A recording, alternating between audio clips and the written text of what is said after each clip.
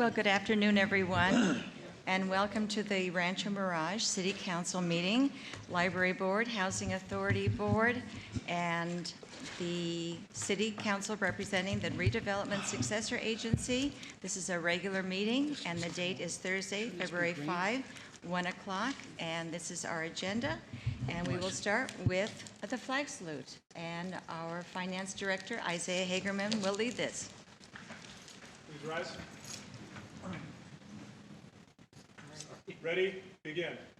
I pledge allegiance to the flag of the United States of America and to the republic for which it stands, one nation, under God, indivisible, with liberty and justice for all. Thank you, Isaiah. Cindy, would you please call roll? Thank you. Mayor Pro Tem Hobart. Here. Councilmember Kite. Here. Councilmember Townsend. Here. Councilmember Weil. Here. And Mayor Smockridge. Here.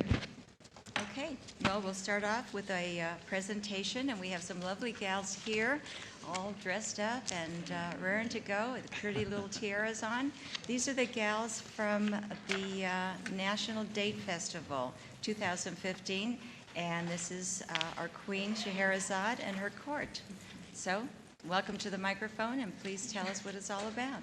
Well, good afternoon, everyone. I would like to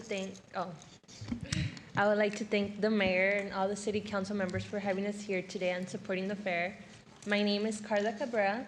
I'm a recent graduate from West Shores High School, and I'm currently a second-year student attending California State University San Bernardino Palm Desert campus.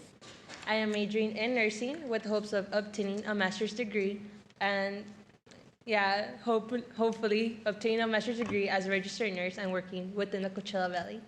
And now it is my pleasure to introduce to you Princess Danyazad. Hello everyone, my name is Shannon Slankard and I'm your 2015 Princess Danyazad.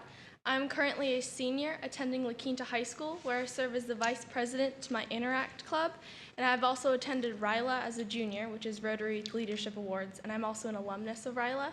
I also participate in debate and cross country at my school. My future plans include becoming a pediatric oncologist, and I've already applied to 6 colleges, so fingers crossed. Wow. Whoa, very good. Now I'd like to introduce you 2015 Princess Jasmine. Hi, my name is Morgan Lawrence, and I'm your 2015 Princess Jasmine. I'm currently a senior attending Hemet High School, where I'm the student body president and editor for the yearbook committee and president of Friday Night Live, which is a club committed to providing healthy alternatives to drugs and alcohol for students on campus. In the fall, I plan to attend Azusa Pacific University to double major in communications and graphic design so I can someday become a successful corporate event designer. So now I will turn it back over to our queen to tell you some information about the fair.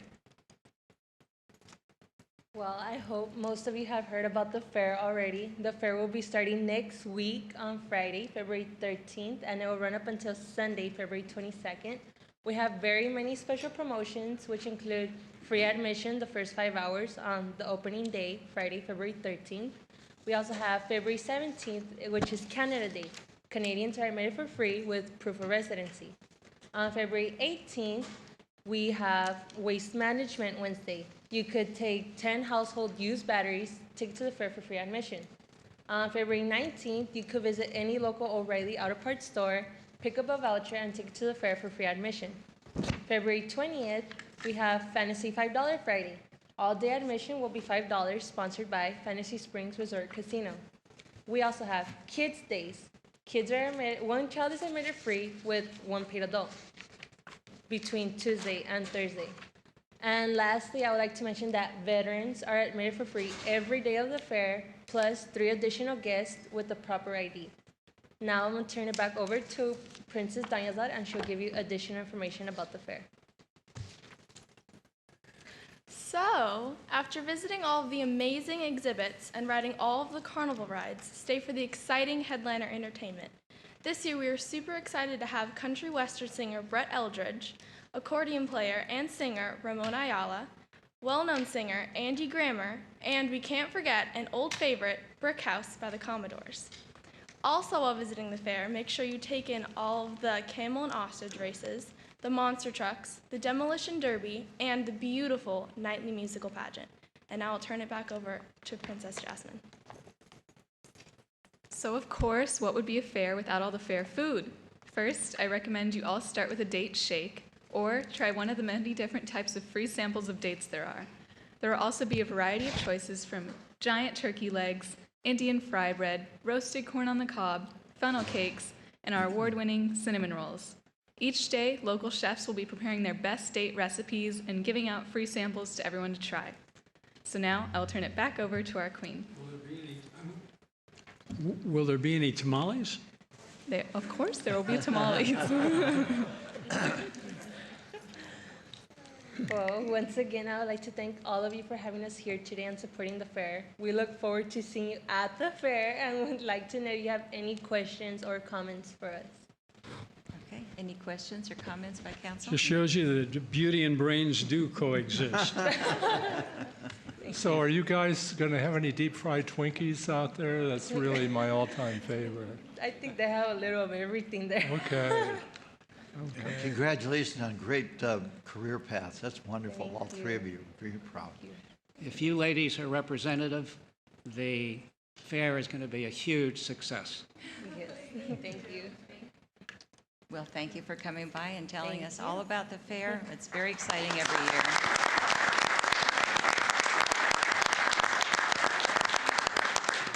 Oh, we get a pin and a brochure. How beautiful. Okay, thank you so much.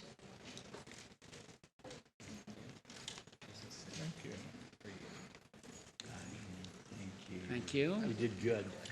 All of you did. and thank you. Congratulations. Great. Thank you, ladies. Boy, are we lucky. We have these gals come every year and tell us all about the fairs and what a wonderful fair it is. So we hope you'll all be able to go and enjoy all the festivities. Next, it is my pleasure to introduce Richard, who will be making the next presentation. Thank you. Are you going to introduce me? Okay, Richard. Richard, you never need an Okay, introduction. thank you. And welcome everybody here today. It's a pleasure to introduce our next two guests. Morongo Valley, as you know, is a very tiny town located in the high desert. It's attempting to raise hundreds of thousands of dollars to replace one of their increasing unreliable fire trucks. Currently, the fire department has two trucks, but both are old and really need work and much repair. Morongo Valley Fire Department provides vital services along the Highway 62 corridor, and firefighters from the Morongo Valley Fire Department are the first responders to many car crashes along the isolated western stretch of the highway, providing much-needed comfort and medical services to injured motorists long before ambulance service can reach these sites. A new fire truck can cost as much as $500,000. As you can imagine, $500,000 is a lot of money for a small community of Morongo Valley. So the Morongo Valley Fire Chief, Jock Johnson, and Donna Muniz, the general manager of the Morongo Valley Community Service District, have launched a fundraising campaign to help pay for the much-needed equipment. Fire equipment companies have offered Morongo Valley discounts, and many folks in the valley and the high desert have come up with donations. I'm happy to say that the Rancho Mirage City has one of the first contributors with a $1,000 check. Here to tell you more about the fundraising activities and the progress that they're making in raising money for this fire engine are the General Manager, Donna, and the Morongo's Fire Chief, Jock Johnson. It's great to have both of you here today, and tell us a little bit about your efforts to raise some money. Thank you, council members. We want to really greatly appreciate, let me start again. I greatly appreciate the donation. Our fire department's very small. We run approximately 600 calls a year. We are the first medics on scene and provide advanced life support. On Highway 62, it's a very dangerous stretch of road. You come up through the canyon and we have lots of accidents. Our ambulance service is approximately 20 to 30 minutes away. With your donation, you're helping us raise funds towards a new engine. Currently, we have approximately $20,000 raised, and we've had 15 engine companies, manufacturers, provide discounts. We are looking at all our options right now, but again, thank you very much. I'd like to introduce my boss, General Manager Donna Munoz. Thank you, honorable council members. We are just a tiny little dot on the map, Morongo Valley, and up until just a few months ago, I don't think a lot of people have ever even heard of Morongo Valley. But we have been really overwhelmed with the amount of publicity we've gotten over our fundraising campaign. We get calls and emails from all over the country. So this has been a lot of fun, and we've had so many people reach out to us. And right now, and again, you were one of the first people to come to us with a large donation, and we appreciate that so much. And that snowballed a little, and we're starting to get some larger checks. And a lot of fun things have happened. Down here in the low desert, Firehouse Subs is doing a fundraiser for us on the 21st of February, Saturday. And they're going to give us 15% of the proceeds from 11 o'clock until 8 o'clock at night. And so we have a van bringing people down to Firehouse Subs. We have a group of ladies who've made a beautiful quilt that they're raffling off. So some of the efforts are small efforts, but everything counts. And we're very positive. We feel like we're going to make our goal. So we just want to tell you thank you. And I'm very proud of Jock and the men in the fire department, and I really enjoy my job. Our men are so professional, and we are the first responders. Our average response time is less than 6 minutes. We've had the county sheriff come out and tell us that our time with the jaws of life is amazing. So our guys get there fast, they get the people out, they give them medical aid. And unfortunately, in just our little stretch of the highway, just to give you some interesting facts, we've had 18 deaths in 2 years. But that doesn't count all the lives we've saved. And so we're just excited. We want to thank you, and we're just hoping that we see that 300,000 go to 500. We hope we are able to do it soon. We'll keep you posted. So thank you. Good. Thank you. Thank you. And we You know, sometimes we really take for granted the fire service that we all receive, and we expect it to be there. And it's really great that we can help a fire department that is so in need for that fire engine and providing that service up Highway 72. Absolutely. And we hope you'll come back and give us an update on the progress you're making. We wish you all the best. Thank you. Okay, before we move on to our next introduction, Steve Q would like to give us a little bit of information about some new personalities. That's great. Thank you, Madam Mayor. I am very happy to announce that I just hired 2 new associates, and I bet some of you are happy that I did as well. So it'll probably give me some time to breathe a little better. I'd like to introduce, why don't you 2 come up real fast? I don't want any speeches or any argument, okay? Now, the taller one is Colin Kirkpatrick. He's a native of the Coachella Valley, and he was raised in Rancho Mirage, and he graduated from our local Marywood. So, and he's back. He took off and is married, lived in Sacramento, and he's very happy to be back until I really get him working hard. And he's a graduate of Thomas Jefferson Law School in San Diego. So this is Colin Kirkpatrick. Welcome. And the gentleman next to him is Benjamin Jones. He goes by Ben, thank goodness, because I don't like to type out Benjamin every time. And Benjamin is a Southern California native, born and raised in South Pasadena. And he just moved out here to the Coachella Valley in the last couple of weeks. And he would like to live in Rancho Mirage, except I don't pay him that much. And he is a graduate of Loyola Law School in Los Angeles. And so Colin has some background experience dealing with subdivisions and planning. His father is a developer, and so not here, but he is. And he's not related to the Kirkpatrick landscaping company that's pretty famous out here. And so he's going to be assisting with planning, primarily planning projects and a lot of contracts. Benjamin has experience in litigation, and so you might not be seeing him as often, but he'll be handling a lot of our public nuisance matters in court. But so welcome, you guys, and keep in mind this is the fun city council meeting. I'll just leave it at that.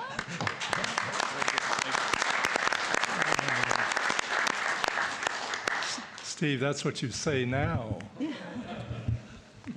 Thank you, Steve, and welcome to our city and to Steve's law firm. It's a pleasure meeting you both. Okay, now for a special presentation. And as most of you know, we've been bringing our different commissions up to the dais here and introducing them and giving a little bit of history in their bio on some of the work that they do for our city. We have some wonderful commissions, and today we are going to be introducing 4 of our members from our Planning Commission. So if you would like to come up, and this is their staff liaison, Bud Kopp, who will be with them. And I'll come down there also because the Planning Commission consists of 5 members who are appointed by the City Council. It advises the City Council on matters relating to land use and physical development of the city.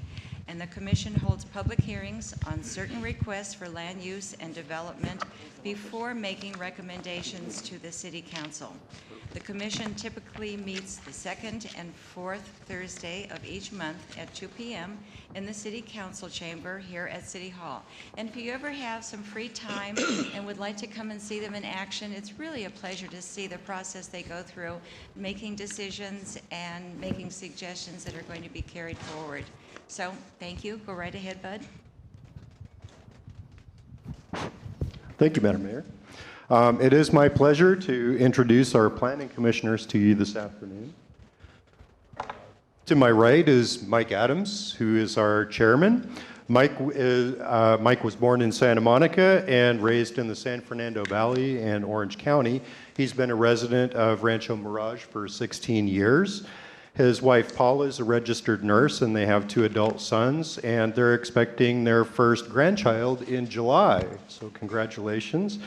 Mike attended CSU Long Beach for his undergraduate in business administration and elementary education, and Cal State Fullerton for graduate studies in school administration. Mike has quite a career.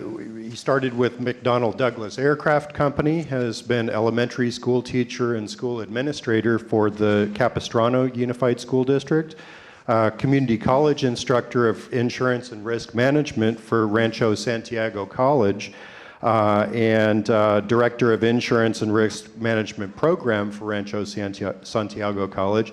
And from 1983 to present, he has been an insurance broker and started his own company in 2000. Mike is a member / president of the Mission Hills Vista del Sol Homeowners Association. He was appointed to the Rancho Mirage Emergency Preparedness Commission from 2009 to 2012. And in 2013 was appointed to the Rancho Mirage Planning Commission. Just to Mike's right, we have our Vice Chair, Bill Brodowski. Bill and his wife, Darlene, have 2 adult sons who live in Northern California. Bill received his Bachelor's of Science from UC Berkeley and his LLB JD from Bolt Hall School of Law in Berkeley, right? Bill practiced law in Sacramento for 45 years and also served as pro tem judge in Sacramento County. He was also in the U.S. Air Force Reserves, and Bill has also served on the Planning Commission since June of 2013. And we have Larry Nichols, just to Bill's right. Larry had a successful printing business in Portland, Oregon before retiring at age 55. He was president of Villa One Homeowners Association in Mission Hills and is currently serving his 7th year as president as the as president of the Versailles Homeowners Association. Larry served on the city's General Plan Advisory Committee in the early 2000s and has served 12 years on the Mobile Home Fair Practices Act Commission, 10 of which were he served as chairman. And he currently serves on the city's oversight board and was appointed to the Planning Commission in June of 2014. And then we have Ann Winchester, and Ann and her partner have lived in the Magnesia Falls Cove area for the past 17 years. Ann attempts to play golf, she says, and is an inveterate traveler, creates gourd art, and loves jazz. And she was deputy director for Washington State Community Development Office, and for 25 years she was CEO of Laser Learning Technologies, which is an educational multimedia company. Ann has served on the Rancho Mirage Community Association Board for 10 years and served as president and treasurer for 8 of those years. She's a former housing commissioner and was appointed to the Planning Commission last June. And last but not least, we do have one member of our Planning Commission who is unable to attend today, Jeff Fader. Jeff Fader came to the United States in 1951 from London after spending 2 years in Canada. He and his wife, Suzanne, married in 1963 and have 2 daughters and 2 grandsons. Jeff and Suzanne moved to Rancho Mirage in 1987 to make Rancho Mirage their principal residence. Jeff attended UC Heald's College of Engineering and spent a little bit of time at San Francisco Law School. His business life was in the scrap business in San Francisco and Los Angeles, and he started his own business in 1970. He's owned several apartment buildings over a 30-year period and was appointed to the Planning Commission nearly 12 years ago and has served as chairman 3 times of the Planning Commission. So it's my pleasure to introduce Planning Commissioners, great bunch of people to work with. I've worked with various members of the Planning Commission over the last 8 years. And ladies and gentlemen, your Planning Commission, thank you.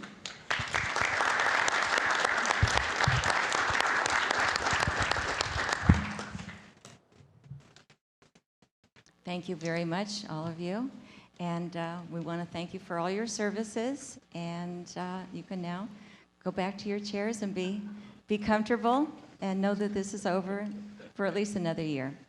Except one person who needs to stay up here, and that is Larry Nichols. And as you all might know, Larry absolutely... This is not a favorite thing for Larry.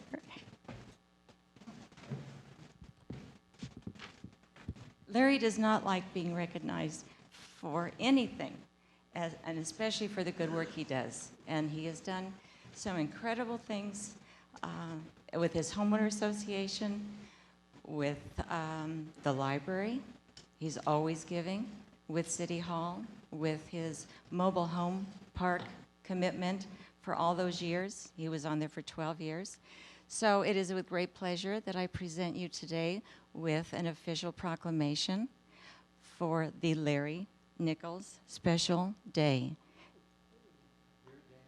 Larry's Day. You can, why don't you hold this while we all read a little something just to acknowledge some of the things you have done. Larry was born in Rapid City, South Dakota, and reared by his loving grandparents and... Whereas Larry served in the U.S. Army in Korea and Japan, and upon discharge, found his new business career in Portland, Oregon. He was elected president of the Portland Metropolitan Business Association, which he was able to grow, bringing in 57 new businesses. If I could just add it before the next whereas, I saw Larry hit an eagle on number 16 on the Pete Dye at Mission Hills, and that was an accomplishment that probably 1 or 2 at the most other golfers have ever done. Anyway, just wanted to mention that, Larry. Okay. I think it's Richard. By the way, that was a doubling. Hey, quiet guys. Okay, this is serious. And whereas Larry retired at age 55, I can't believe that. Are you retired? After moving to Rancho Mirage, he served 7 years as the president of Villas One, Mission Hills Homeowners Association, and 1 year as the president of the Homeowners Committee, Security Control. And I've known Larry for about 15 years, goes back to the very first election in 2000. So he's been a great friend and has been a great asset to our city. Whereas Larry served on the General Plan Committee for the City of Rancho Mirage and was appointed in 2002 to the Mobile Home Fair Practices Commission, serving for 12 years, 10 of those as chairman. In 2014, he was appointed to the Planning Commission and Oversight Board. And I will say this, I've known Larry for 23 years, back to the days of the Jolly Boys, when we played a lot of golf together. And I'm pleased to say that we now meet at Starbucks several times a week. And in the last 5 years, he did buy once. You always come late. All right, whereas Larry and his wife, Deanne, reside in the community of Versailles, where Larry has been president of the Homeowners Association for the past 7 years, dedicating himself to integrating programs. Turn the page. There's more. For the betterment of Versailles and its members. Residents always mention that Versailles is the only large gated community in Rancho Mirage where the dues go down, as Larry is always mindful of costs to the residents. Also, on my behalf, I wouldn't be standing here if it wasn't for the dedication and everything that this man did to help me, and also Gordon Moeller, who is on this city council, in getting elected to this position. And for that, I thank you.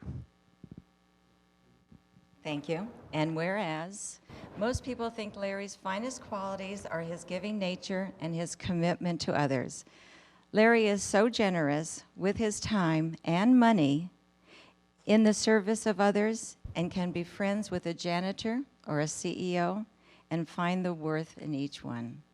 Whereas Larry always says that if a man has to choose just one place on earth to live, he would choose for sure Rancho Mirage.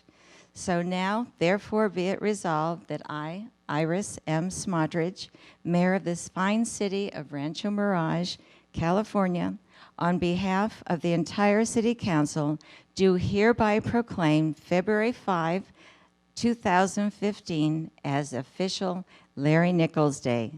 In the city of Rancho Mirage, California, we extend our hand in friendship and appreciation for your many, many contributions to the city of Rancho Mirage. Thank you.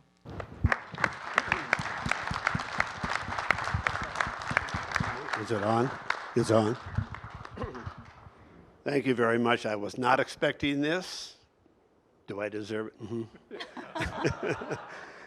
Dad was talking about our golf game called the Jolly Boys, and the way we played, I don't know what was so jolly about it, but that's what they called us. I love Rancho Mirage, and I love my wife.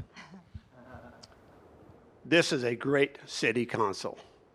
I was proud to work with each one of them, and we don't sometimes realize just how lucky we are that they set up on this dais and take care of this city and all its residents, and that's their main goal. It's nice that they have the same vision for our city, and you can tell when you walk out on this street, you're happy that you live here. I've enjoyed all my time with the city, the Rancho Mirage, the Fair Practices Act, and the mobile home parks. I had a special feeling for the people there. We've accomplished a lot. I enjoyed it. I enjoyed on the general plan, working with Dana and people on that commission. I'm enjoying the Planning Commission. We're helping the groundwork for the city council on that. And I love Rancho Mirage, and thank you again. Thank you so much. Thank you. Mwah. Thanks, Rich.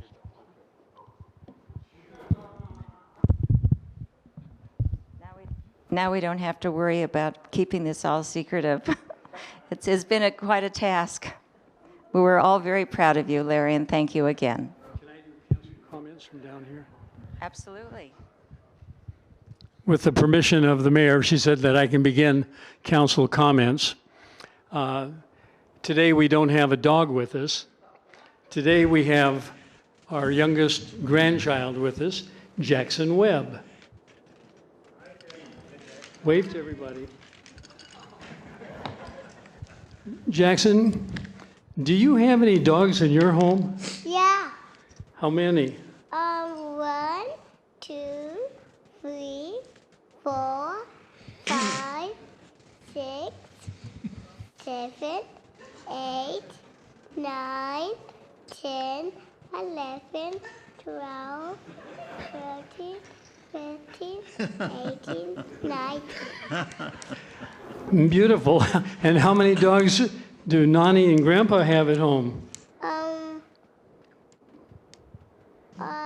What are their names?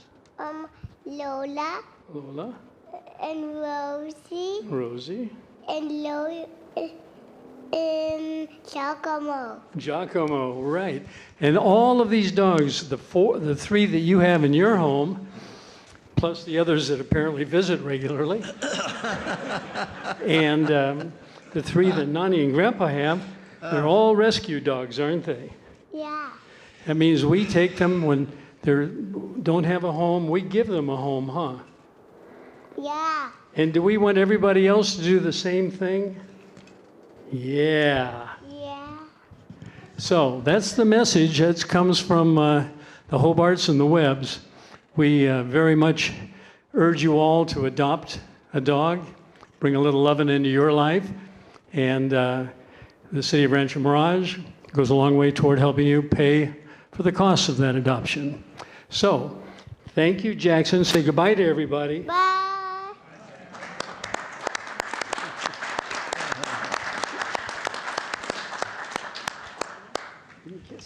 Well, what a special treat that was. Yes.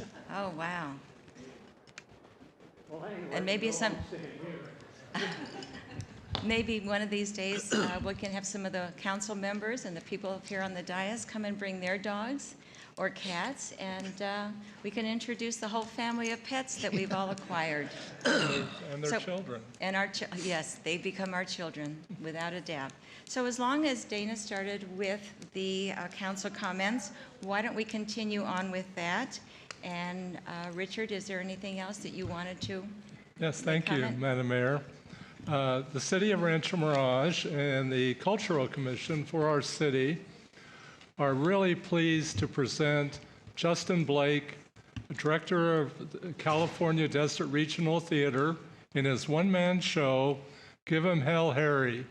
This will be at the Rancho Mirage Public Library on Wednesday, February 18th at 7 p.m. Justin Blake will reenact some of the favorite moments of the much-beloved American President, Harry Truman. If Harry Truman were alive today, what would he say about the war, about health care, about civil rights, about Social Security? We cannot know for sure, but we can experience the next best thing when we enjoy the performance of Give 'Em Hell Harry at the library February 18th. Admission is free, but I can guarantee you if you don't get there early, you won't have a seat. This will be a great show. The show will begin at 7 p.m. That's Wednesday, February 18th. If you want tickets, you can call 760-341-7323, or you can contact the Rancho Mirage Library. Once again, that date is February 18th, Wednesday, 7 p.m. See you there. Thank you. Thank you, Richard. Okay, Dana, anything more? Okay. I just want to say that my granddaughter Jackson is 3 years and 1 month old 2 days ago. Oh, Yay. And she already knows all those numbers. Couldn't believe it. They only have 3 dogs. They're all Chihuahuas, by the way. We were getting a little concerned. Okay, Charlie, is there any comment? You know, I from just want to say something about the Writers Festival that we had and how exciting it was For those of you who didn't hear about the results of it, there were over 40 riders.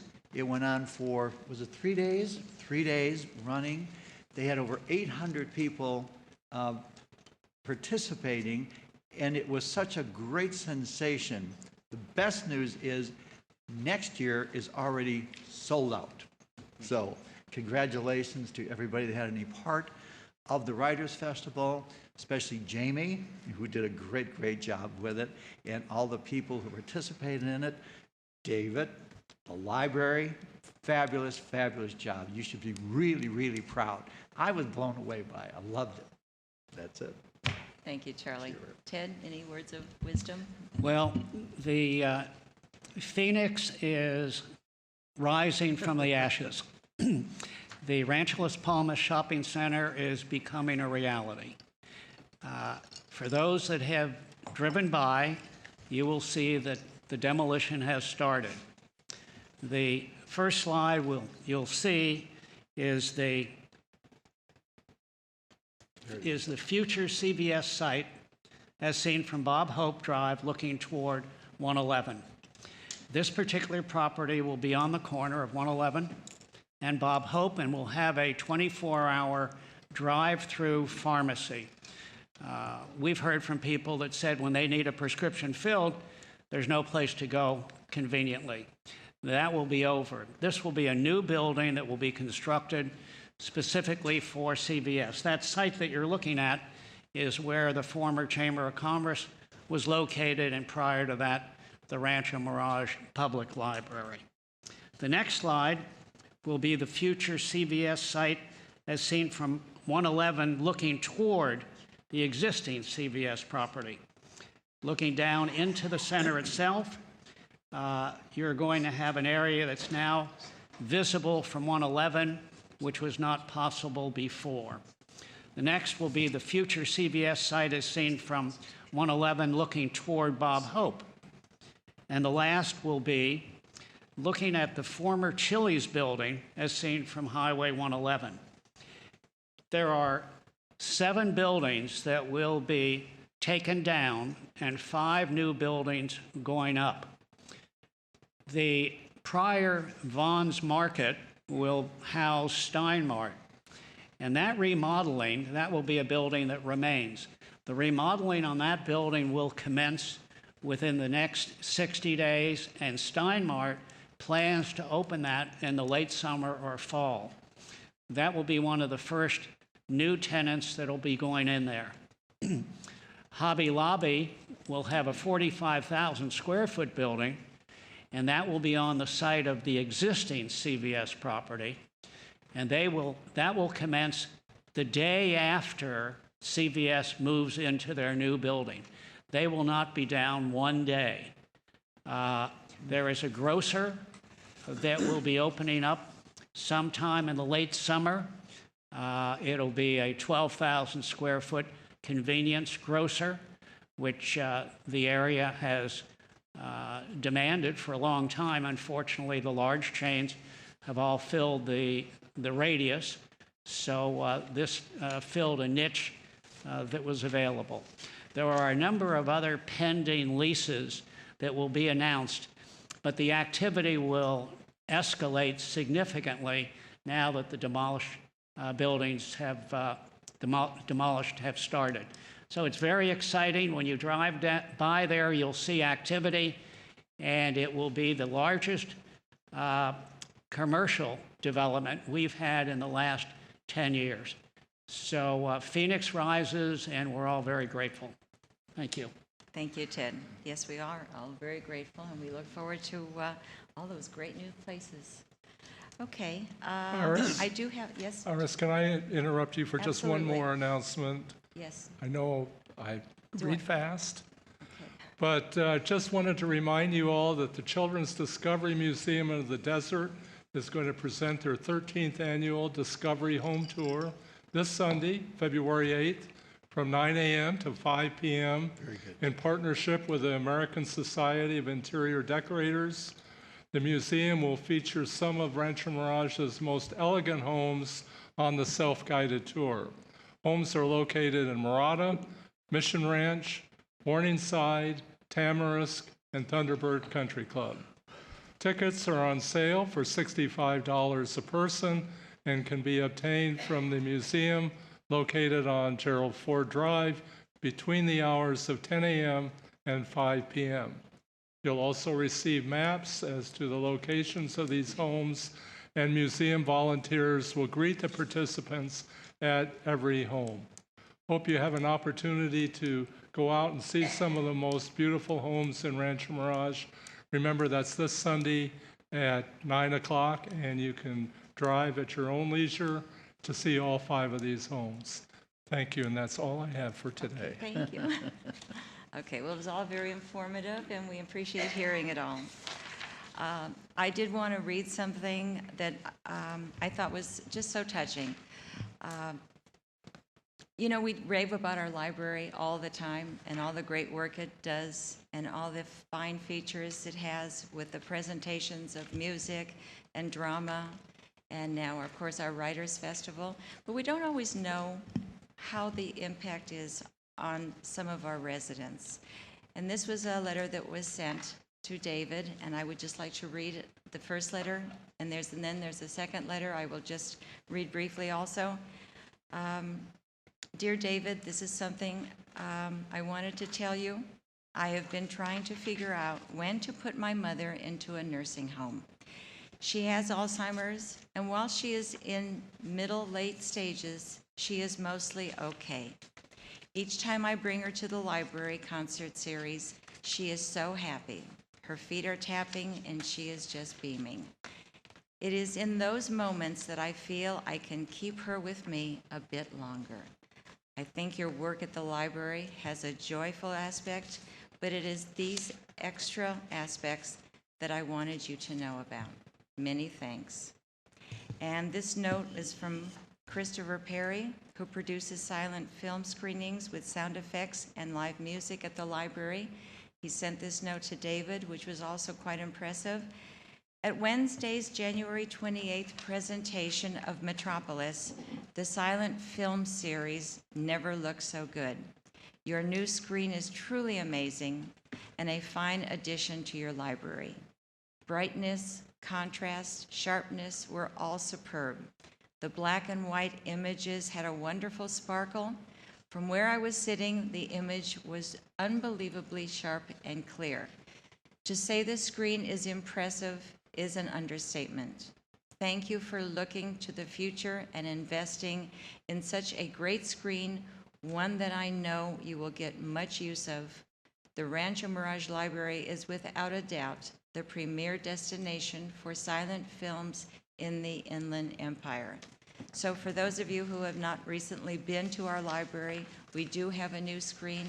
It is quite impressive, and every word is true, and we hope you'll enjoy many of their presentations for the rest of the year.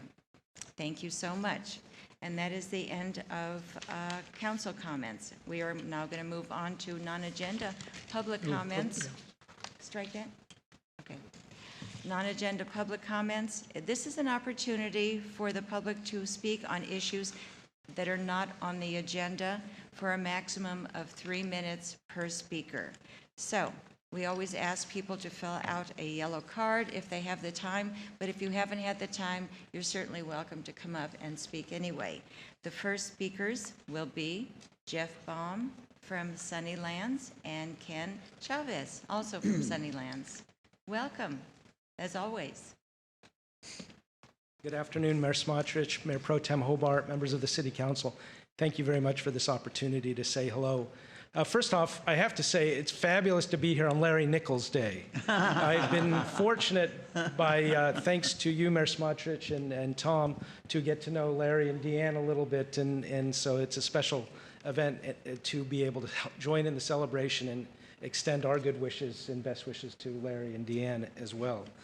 And also, Steve, it was great to hear from your new colleagues, Colin and Ben. I'm hoping that I don't have the opportunity to meet Ben and with respect to Sunnyland's business on public nuisances. So, but I'm glad to see that you're beefing up the team as well. A lot's happening at Sunnylands, and we want to thank the people of Rancho Mirage. A week ago today, more than 300 people turned out to the library for a presentation as we launched the new exhibit at the Sunnyland Center on Gardens on gift giving. And then many of you were at the center for the opening reception.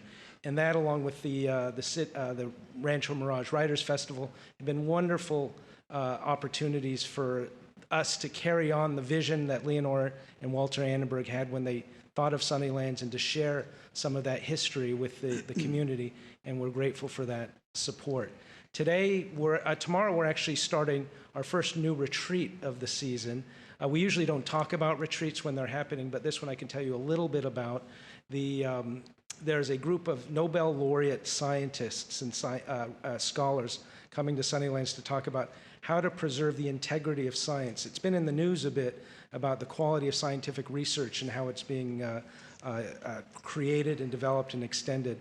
And so a number of leading scientists are coming over the weekend to talk about new policies about how to ensure the integrity of scientific research.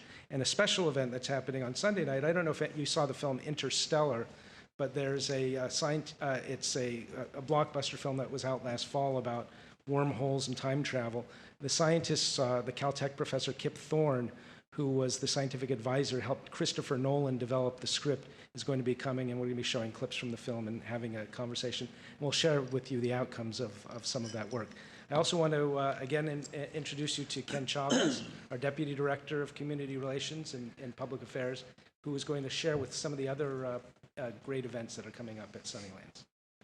Good afternoon, Mayor and City Council. As Jeff mentioned, we did just open a new exhibit on gift giving, Treasures at Sunnylands. Some of you came to our opening reception. I have here a catalog that I will leave with the city clerk for the members of the council and the city manager. Our very own Director of Exhibitions and Collections gave a presentation on the exhibit at the Rancho Mirage Library, which is a very busy place because we have 2 more Sunnyland Speaker Series events happening there. On February 10th, we're bringing the photographer Stephen Wilkes, who is known for photographing rising sea levels and the effects of that on the landscape, also the aftermath of Hurricanes Katrina and Sandy. He'll be there February 10th at 2 p.m.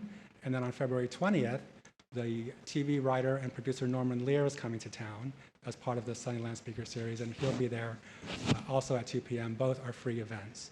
And then the last thing I wanted to mention is that we're having another one of our family days at the Sunnyland Center and Gardens. This one will focus on sculptors. We'll have several on the Great Lawn. They'll share their work and their ideas with the public, and then there will be games and activities for kids, and of course that is free as well. So I just want to let you know about those. Thank you so much. Thank you.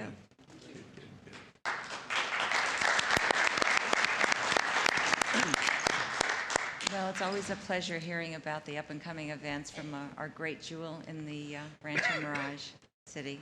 Thank you for showing up and bringing us up to date. Madam Mayor? Yes? I'd like to dovetail on Annenberg. When we were there for the opening of the exhibit, I told a story. And the story is, I had the pleasure of being in the front row of the groundbreaking ceremony for the Annenberg Pavilion Hospital. And right in front of me was Mrs. Annenberg. Next to her was the Governor Schwarzenegger, and they were getting ready to put the shovel in and turn the earth for this groundbreaking hospital that we see today. The reason for the story is, as the person was telling about what they have done and what they have given, being the Annenbergs, to do this wonderful present to the city of Rancho Mirage and the residents, all that will participate in being served in that beautiful hospital. He did say, however, we are $5 million short in reaching the goal. And I'm sitting there looking, and she's looking at me, and she just leaned over to her associate and did this. The associate got up and went to the podium, tapped the guy on the shoulder, and said, "You have the other $5 million. So this is wonderful. These people, what they have done, not only here, but everywhere. So I just had to share that, Diane. Thank you. Thank you, guys. Thank you, Charlie. Those are the great stories we love hearing about. Yeah. Okay, moving on to the next person who would like to speak. We have Dwight Moore. welcome. Tell us where you're from and... Thank you, Mayor. Appreciate it, council members, staff. I'm Dr. Dwight Moore. I'm a psychologist, and I'm volunteering for Compassion and Choices. And you're today, from Palm Springs area? Palm Springs, and I've got 3 folks with me today. Diane Torres, who is a CNA at Eisenhower Hospital. She's a Rancho Mirage resident. And Michael Davis, who's a music producer, lives in the beautiful desert island. And I'm also joined by Bill Edgar, who's part of our action team. And I'd like to take just this 3 minutes to introduce new legislation that's just been introduced in the Sacramento State Legislature by Senators Wolk and Moaning. The name of the legislation is the End of Life Options Act.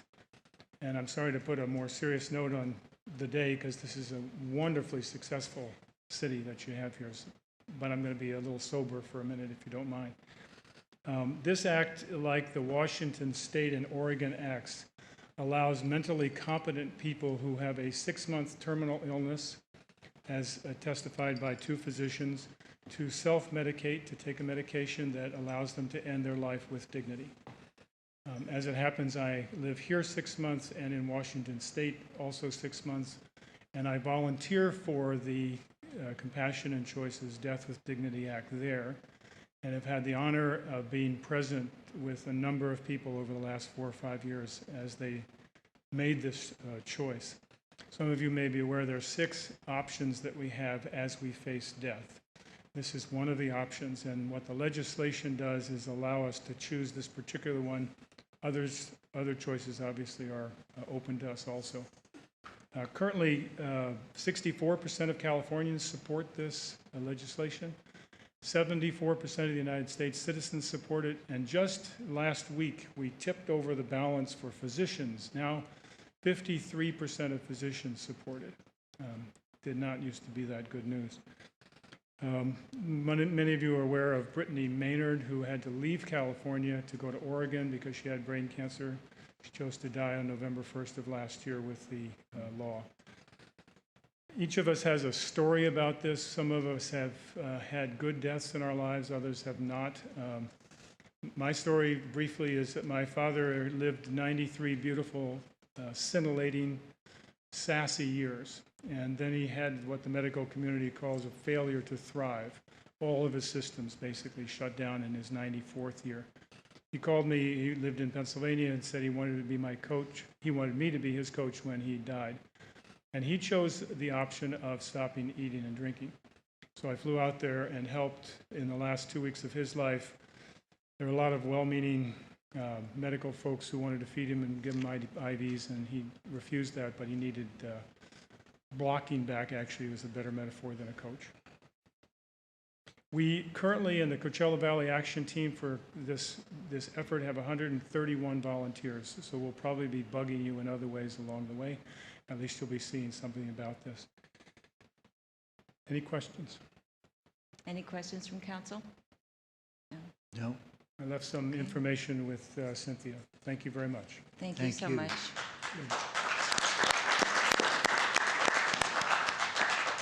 Okay. Seeing no one else in the audience wishing to speak. Oh, we have somebody who's coming up. Okay, please introduce yourself and tell us where you're from. And please keep in mind we have a 3-minute limit. Okay, I even have my little timer here. Robert Garner, Rancho Mirage. I've come here today on behalf of my friend President Kennedy to tell you that your room in the library on Gerald and Betty Ford has to have the Warren Commission book, because he was the cover-up man on the Warren Commission. Also, the book The Lone Assassin, ghostwritten by the CIA for Gerald Ford, who became an accessory after the fact to the conspiracy murder of John F. Kennedy in Dallas, along with Bob Hope, invested in the pipeline. Because Jack, in August '63, signed an executive order shutting down the pipeline in Alaska. In September, all the troops home from Vietnam. By Christmas '64, no war. Bob Hope wanted a war, and he wanted, take my break. Bob Hope wanted a war to entertain the troops. He was washed up from World War II. And Gerald Ford and Bob Hope, Eisenhower the executive order of John F. Kennedy withdrawing the troops. That cannot stand. So we have Eisenhower, Ford, and Bob Hope, and others in the murder of John F. Kennedy. I haven't gotten to Desi Arnaz, who set up Sierra at his horse ranch, Jimmy Stewart, who killed 10,000 people in one night for Johnson, a bombing run, and there's others involved. But I think it is a shame. But Rancho Mirage, I would take down Hope's name and put up Robert Kennedy. I take down Ford's name and put up Dr. King.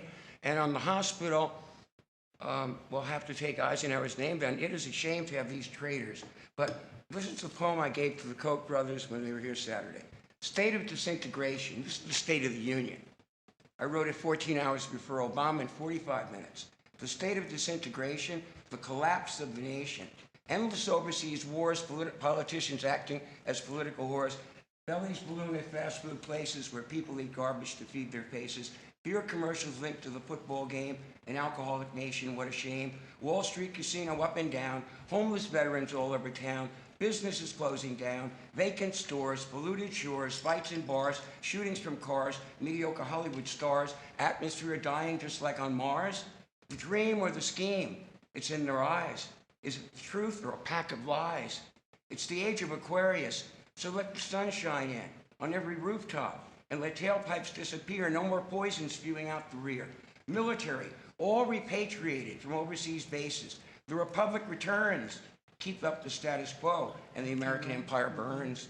It will take a miracle to turn the ship around.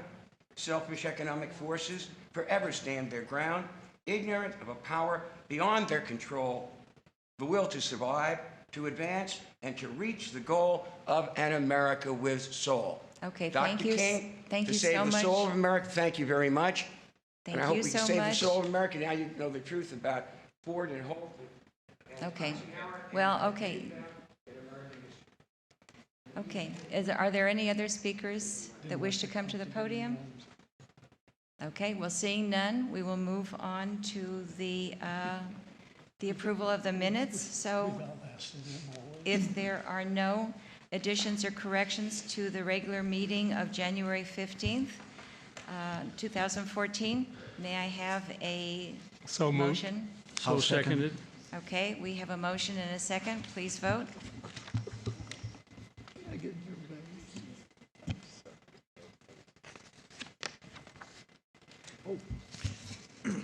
Councilmember Townsend, could you show your vote?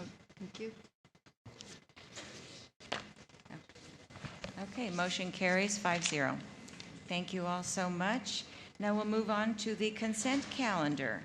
And this is something that will be presented by our wonderful city manager, Randy Binder.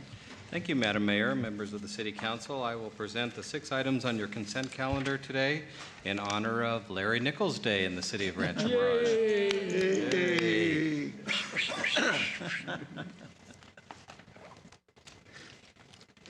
So item number 1 is the quarterly treasurer's report. This is receive and file for the last quarter of 2014. As you know, it's the city's policy to achieve market rate of return on public funds while minimizing risk and preserving capital.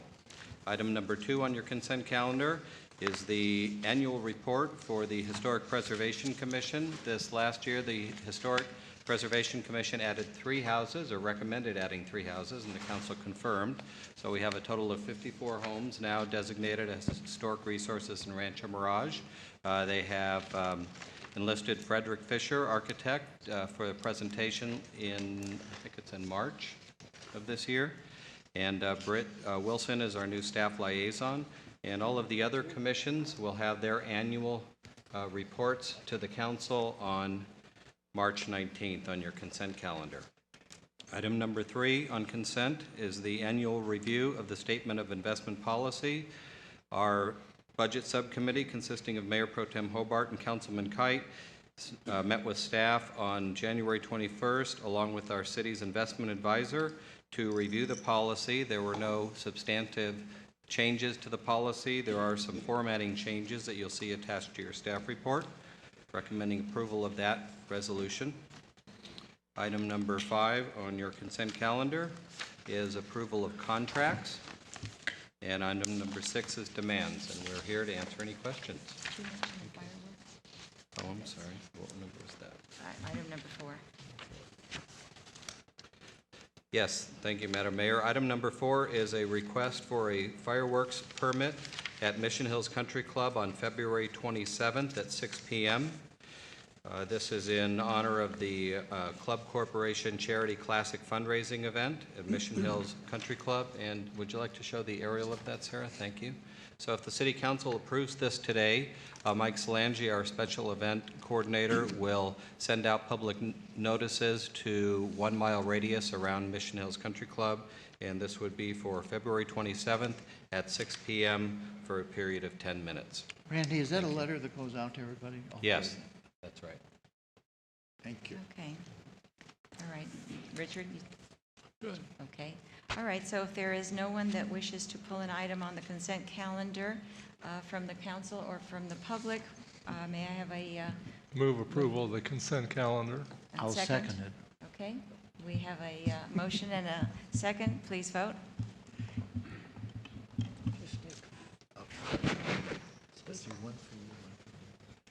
Motion carries 5-0. Thank you all so much. And now we will move on to the action items. Item number 7, and this is something that will be presented by Isaiah Hergerman, our Finance Director. Thank you, Madam Mayor, members of the City Council. The item before you today are our 14-15 mid-year budget adjustments. Each mid-year, the city manager leads a review of the amounts budgeted in our general fund, which is the main operating fund of our city. Detailed in the staff report, we are proposing several mid-year adjustments to both operating revenues and expenditures and to non-operating expenditures. The proposed budget adjustments were reviewed in detail with the Budget Subcommittee, which consists of Mayor Pro Tem Hobart and Councilman Kite. I'm going to focus most of my presentation on page 7-1 of my staff report, the summary table that's on the bottom half of the page. The result of this mid-year review is we are proposing to add $1,014,000 to operating revenues and add operating expenditures of $159,652.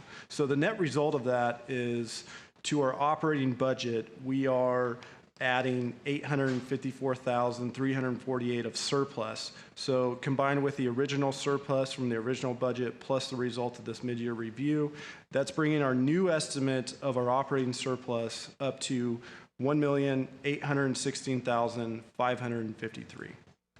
Down below the line, we have our non-operating section of the budget, and these are really the non-reoccurring expenses, so typically one-time expenses associated with capital projects or one-time payments.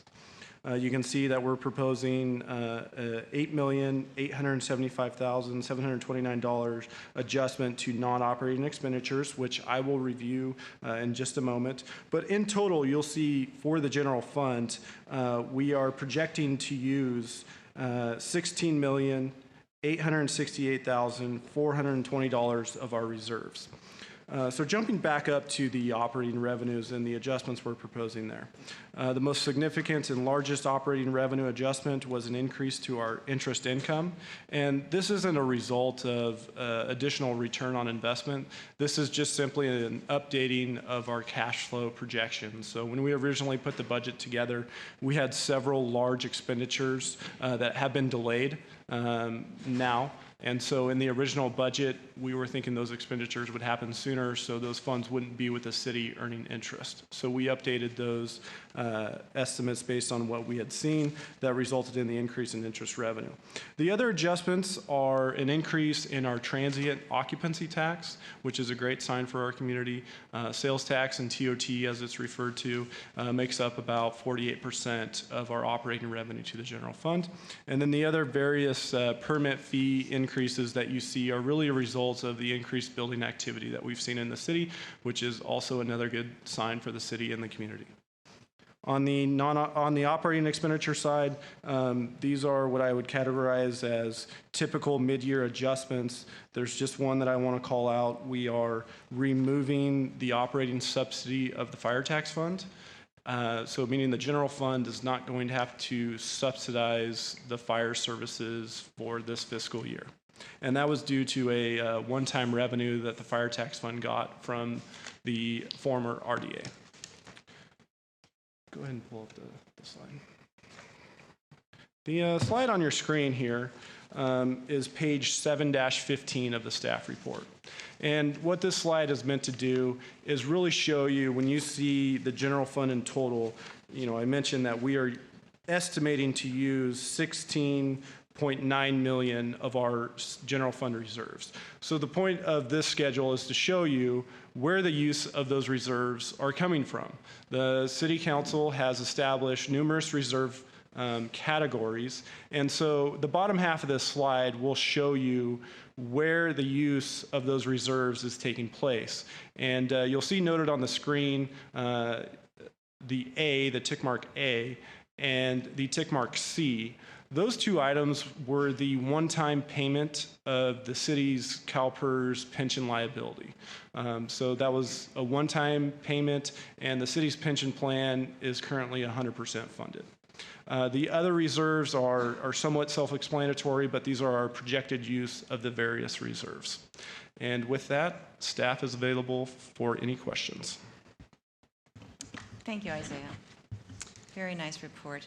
Anyone from council have questions? Just a comment. The subcommittee that worked with Isaiah really had a great opportunity to see how efficient our city is being run, and how we're able to continue to increase our reserves given what are very difficult times out there. I think staff needs to be commended on that, and is fortunate that we continue to increase our reserves. Good job, Isaiah. Very good. I have a question. Isaiah, would you, there are two items, if you would expand on it a little bit for me. One is the contribution from the successor agency of $160,000. If that obviously was not anticipated. The other is the increase in the interest income by $400,000. If you'd comment on those two items, I'd appreciate it. Absolutely. So for your first question, on page 7-2, there's contribution from successor agency, and that is increasing $160,000. The item right above that in the staff report, the contribution from RDA, the reduction of $70,000, these two adjustments actually go together. And what we're doing is we changed the account name. So originally when we put the budget together, the account name was contribution from RDA. We're proposing a new account. So we need to move the budget from that old RDA account into the new successor agency account just to reflect the updated name. And so really the result is an increase of $90,000. We were originally projecting 70. What it came out to be was 160. So slight reduction just to change the account name. So the net increase that we're looking at is 90,000. And the way that flows through to the city is part of the dissolution of the redevelopment agencies is property tax dollars that are unused or not needed by the successor agency are redistributed to all the taxing agencies. So the city is a taxing agency. So whatever's left over in this bucket of money after the successor agency pays for everything, the city receives its share of that tax increment that is left over. So very detailed process that the county goes through because they have to try to estimate what successor agencies are going to use, and then the city is a small apportionment factor of whatever is left over.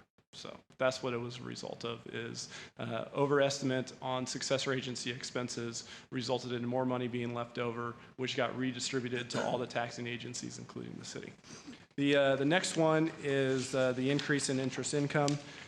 That is on page 7-3 of the staff report at the very top.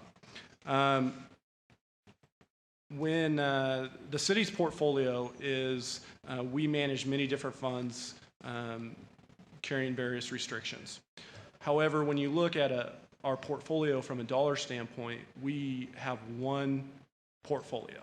So we take all the various restricted funds that the city gets, and even though they're tracked separately in our accounting system, from an investing standpoint, we pool the money together and then we allocate based on each fund's share of the pool. So when you start having large expenditures in one fund, in this case the general fund, we were projecting to spend money on a few of the reserves that are outlined in the staff report. So that was a direct hit to what the general fund was going to receive because their cash balance was going to be reduced by incurring these expenses. Because they were delayed, they kept a larger piece of the pie longer. And so the true-up calculation was they held on to their money longer and received more interest because of the delay in some of these larger capital expenses. But indeed, was that actually interest income? Interest income, yes, yes, it was.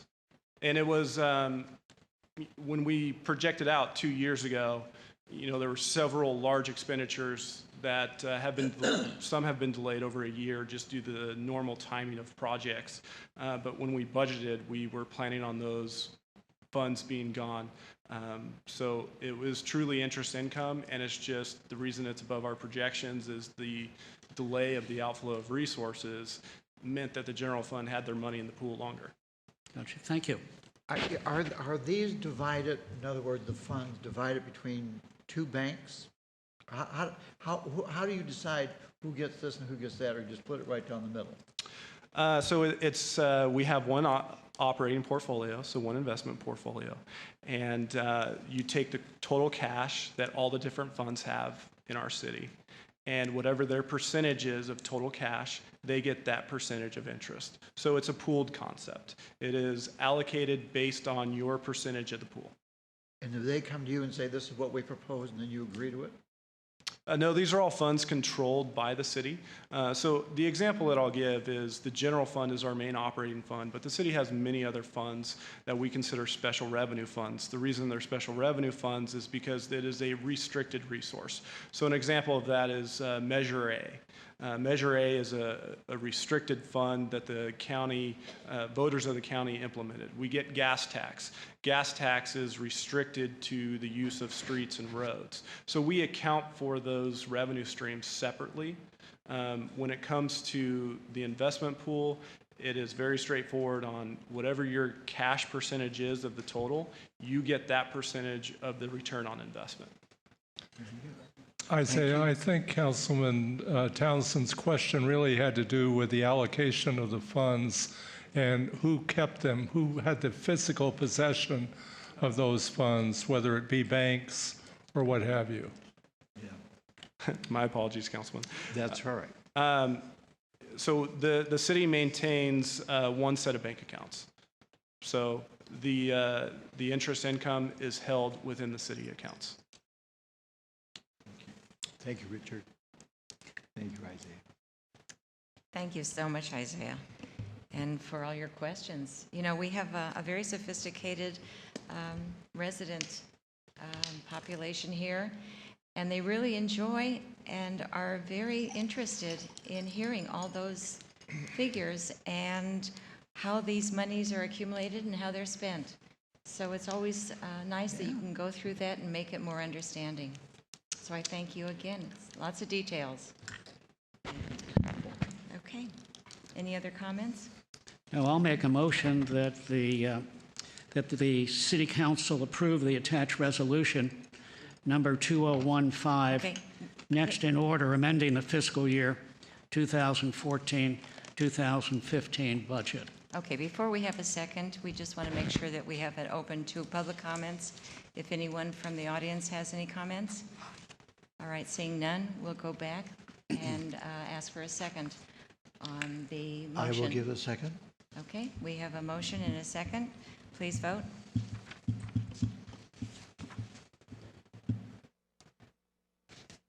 Motion carries 5-0. Thank you so much. Okay, moving on to item number 8, and this is going to be taken care of and presented by our city manager, Randy Binder. Thank you, Madam Mayor. And if any of the council would like to hear more of Isaiah's explanation on the city's finances, he comes in my office about 3 times a week at 5:45 in the afternoon and talks to me for about 20 minutes, and that's out. So you're more than welcome to come and sit in on those. Do you think we'll swallow that some employee comes into your office after 5 o'clock? I did. I Just kidding, it does happen. No, you weren't. Yes, I was. Of course I was. Come on, it's Larry Nichols Day.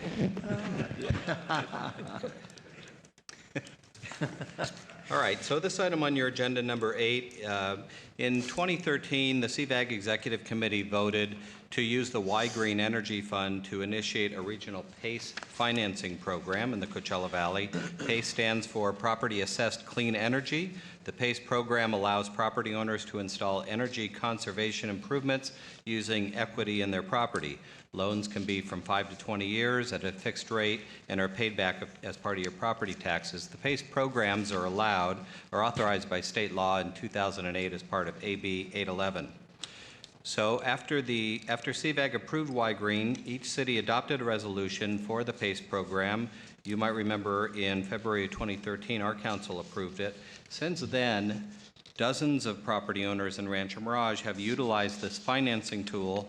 They've installed solar panels, dual pane windows, solar heated water tanks, energy efficient air conditioning, and even electric vehicle charging stations. It's been very successful. It creates jobs, and of course it creates more energy efficient buildings.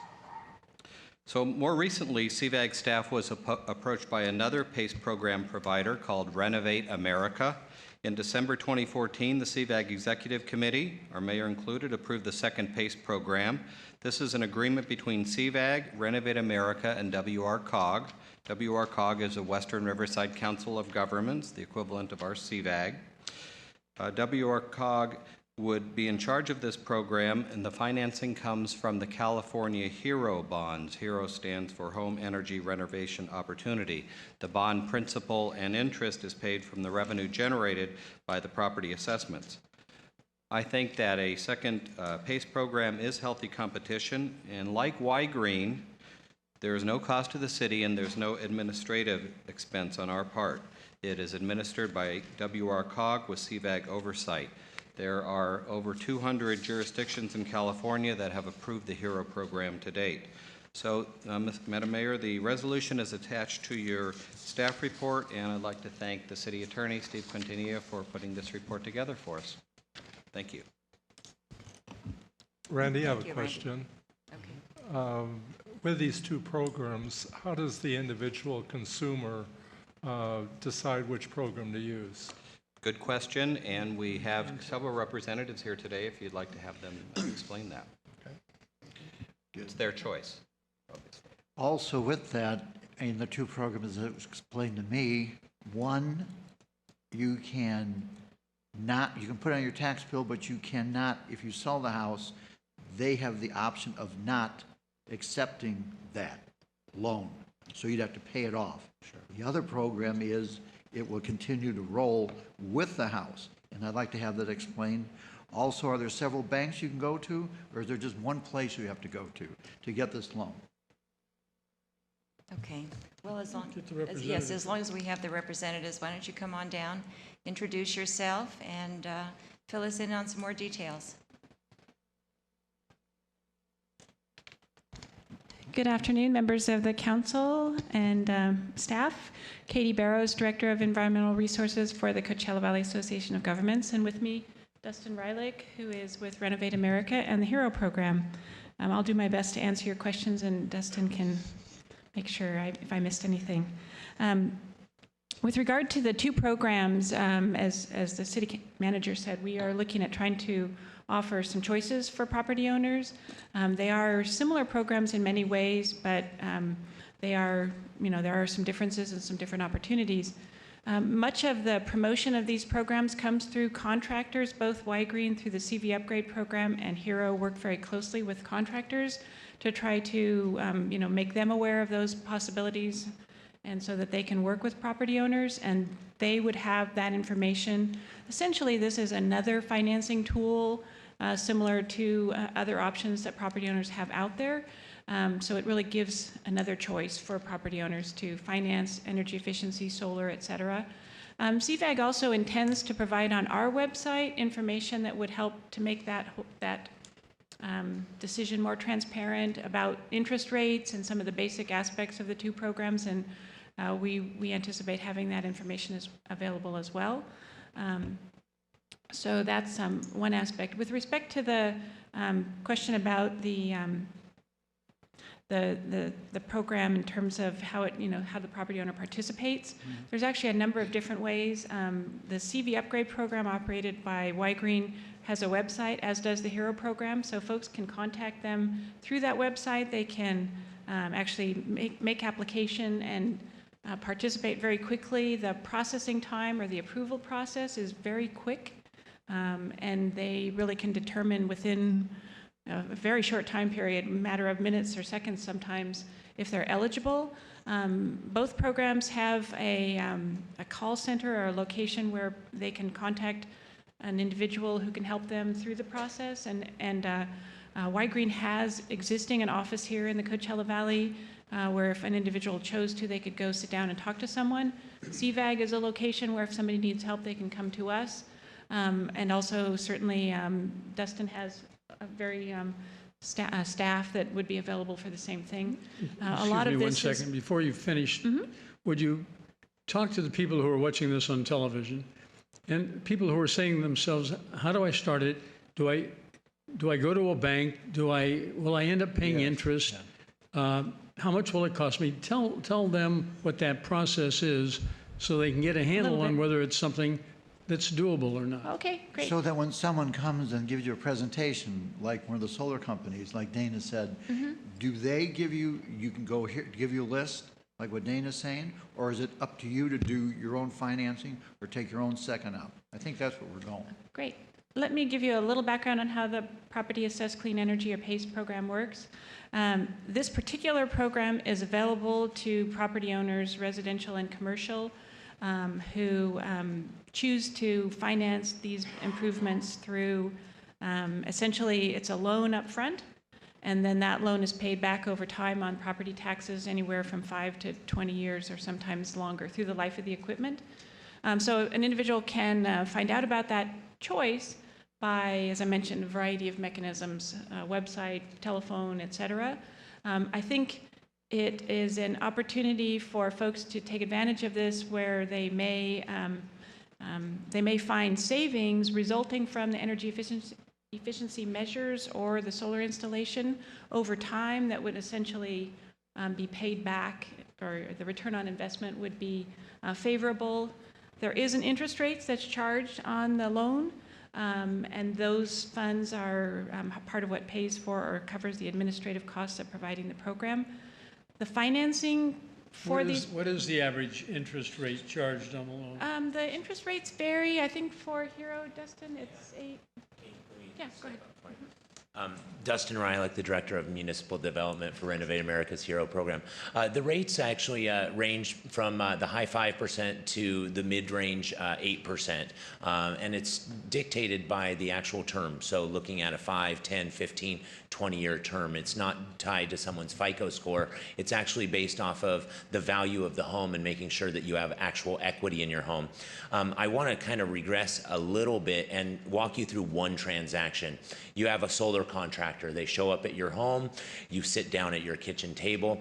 And what they're going to do is they're going to make the presentation and they're going to give you a cost analysis. And if it pencils out for you, then you're going to make a decision to move forward as a homeowner to go with solar or a new HVAC system or some sort of new doors and windows, whatever it may be.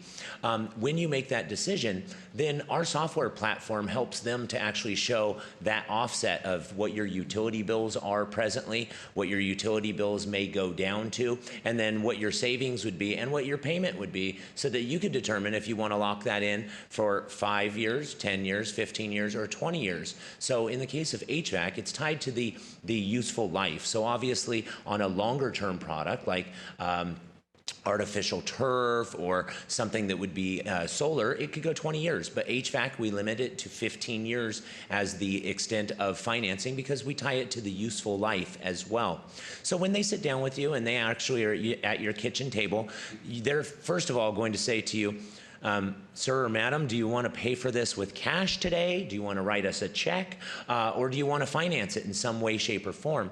When you say, well, I'd rather finance it, I don't want to, use my cash that's tied up in IRAs or whatever it might be tied up in, then you make that decision and they can actually go through the different financing options. If they're working with Y-Green, they're going to present Y-Green. If they're working with the HERO program, they're going to present the HERO program. They may present both to give you all of the different options that Do are they out have to give you all the different options? Like you just said, I'm working with Hero, so this is it. I'm not going to tell you about the other ones, or what? Yeah, what I would say is that from a contractor's standpoint, cash is king. So cash is always led with. If you could write a check today and they could put it in the bank tomorrow or this afternoon, that's how they're going to do their transaction. So financing, this is just another financing method that's being made available to your constituents. Let me ask you a question. This is, the financing is predicated upon the equity in the home. Correct. The contractor sits down with the people that are interested. Mm-hmm. At what point do you determine that the equity is sufficient to carry the loan? The contractor, when he sits down initially, doesn't have the figures, so he doesn't know what the encumbrances are against the home. At what point do you determine that, yes, this property is qualified for the financing? That is a great question. With us having a software IT backbone, we actually have a proprietary software called the Know Before You Go software. So the contractor can actually know before they're actually going out by doing a soft pull, and there's no credit pull or anything. They're just pulling that address to see what types of liens are against it, to see whether or not there's any mechanic liens against it that are outstanding so that they could get those cleared up with the city, making sure that the person has certain equity. They know with a 90% certainty how much that you either qualify or don't. The contractor doesn't know how much, but the consumer can actually go onto our website at heroprogram.com and find out how much you actually qualify for. Or you can call into our hotline at 855-HERO-411, and they can actually have a live operator walk you through it, and within about 60 seconds, you know exactly what you qualify for. So basically, you're saying that the contractor generally pre-qualifies the client before he makes that initial presentation. They may be doing it actually right there with them normally, but they can pre-qualify an area if they're going out to an area to make sure that they're looking at whether or not people are upside down in an area or not, because we're never going to go into an area that's upside down on their mortgages. We just don't do it. Thank you. Absolutely. Yeah, so the phone number, and this is a great number for your constituents to reach out to. It's 1-855-HERO-411. So like Hero Info, Hero 411, and it's 437. The zero, I'm missing it right now. I think it's a 7-411 or it's 6-411. You'd have to look on your phone. Sorry about that, but it's a 855-HERO-411, and the website is heroprogram.com. If we're able to approve the resolution today, we'll be able to move forward with a judicial validation and have the program available to your constituents around May or June of this year. Just so that you know when. This is just an option. Just an additional option, sir. Yes. Thank you. Absolutely. Katie, I think it was a couple of years ago when we heard about the first program, there was actually a mailing done to a lot of the local residents. Mm-hmm. And I think in that case, they went back and checked the values of the properties, and those letters that were sent out were based on just that issue of what we think the value is of the property. Right. There is, as Dustin described, there's something of a pre-qualification. So a lot of the targets, whether it's by contractors or by mailing, is by individuals who are at least likely to be eligible for the program, so that obviously we don't want to start offering an option to folks who aren't going to qualify. Right. So, yes. Thank you.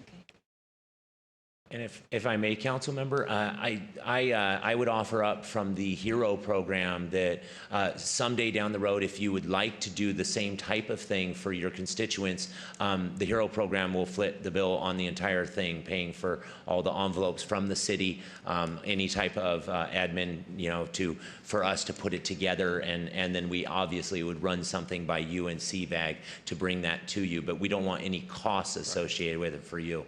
As I recall, the letter went out over the mayor's signature just to make sure that people were aware of this type of loan, and then there was a phone number on there where they could call and follow up on it. Correct. Okay. Any other questions or comments? Any questions or comments from the audience? Can I ask one question? Katie, I think Y Green did a training program for all of the building departments in the Coachella Valley. Would we do the same thing with this program? We'd certainly be happy to coordinate with your staff and with Dustin and his team to do that. Randy, certainly, yes. Okay. No further comments? Okay. Well, for those people that didn't have time to write down the number, it is 855-HERO, H-E-R-O, 411, or 855-437-6411. So if you'd like to give them a call, that's the way to do it. Thank you so much for your presentation. And now we need a motion to... All right, I'll tackle it. I'll make a motion to approve the proposed resolution consenting to inclusion of the properties located within the city's territorial boundaries in the California HERO program, which provides homeowner funding for renewable energy, distributed generation sources, energy and water efficiency improvements, and electric vehicle charging infrastructure. Okay, and I will second that. So yes? You want to check and see if there's anybody in there? Are there any comments or questions from the audience? Okay. I would like to make one comment before we vote on this, and I'm going to vote yes. I just wanted to pass along to anybody who's concerned. I received a bill from Edison Company this month, as I do every month. And in December, the last bill that I had, it was $900 and some. I paid it. It was kind of high compared to before. But the bill I got a few days ago was $1,500 and a little over $1,500. So I called Edison, and I spoke to a woman who spent the better part of 5 to 10 minutes telling me that obviously I had just used the electricity a lot. And did you have your pool on? No. Did you have your jacuzzi on? No. Did you, well, it was cold. How high or how low did you have your temperature? And it was never the possibility that Edison could have done something wrong. It was always, now they have those charts to show you how much you used going back 1 year. Most of the months are like this. In the summer, July, August popped up a little and like this. And then all of a sudden, here's this last month by itself. And I'm only passing this on just because Edison isn't a courteous company. For the most part, the representatives that come here are. And as I said to the lady, I said, it's tough for the public to get much out of the Public Utilities Commission, considering that former chairman of Edison International and former chairman of Edison Local has been the head of the Public Utilities Commission for years. I never understood how a governor could appoint the head of an electric company to head the organization that's supposed to regulate and keep under control the electric companies. At any rate, I just thought I'd make that little point because I can, and because I hope that Edison hears it in some way, and I'm sure they will because this plays on TV a lot. But I think that their disconnect with the public over the high cost of electricity and just adamacy that it had to be me using it. I would have had to have been in the house with the heater up to 90 every day for a month, I would suspect. I'm just guessing, of course.